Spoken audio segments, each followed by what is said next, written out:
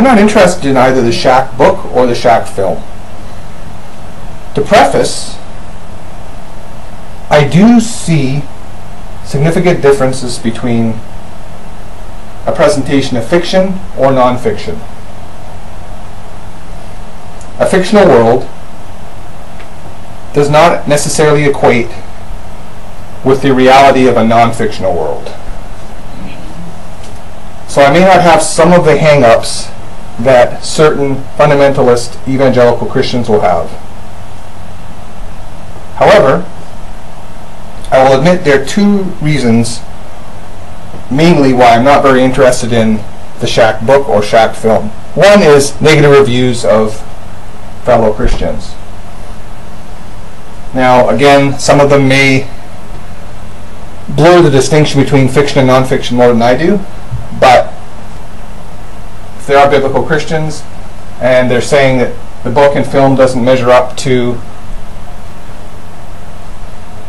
what the Scripture says, what Christian theology is, that does impact me. And this is explained more in my second point. Now, I've studied the problem of evil, free will determinism, problems of evil, problems of suffering for 13 years on this website, and I studied it for 12 years in Canada and United Kingdom academically.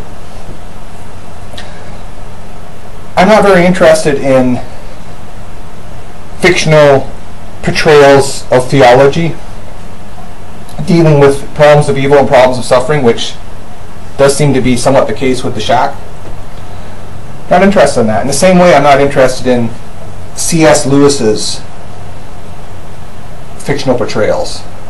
I'm not really interested in mythology or fictional imagery. Not very interested in it.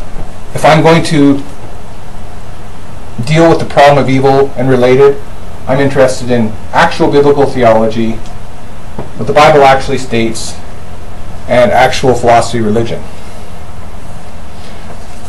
When I came home from the film event, and out of 5 of us, only 2 of the people went to see the Shack, and Chucky and I went to see the Lego Batman movie, which I'm glad I went to. I see that the portrayal of the Trinity of the Shack on the Shack book entry on Wikipedia, it's not even a biblical Trinity.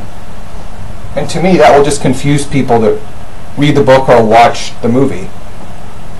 If we're trying to put across ideas about Christian theology, problem of evil, and yet the Trinity isn't even right, it just confuses people. So I'm glad I went to see the Lego Batman movie instead.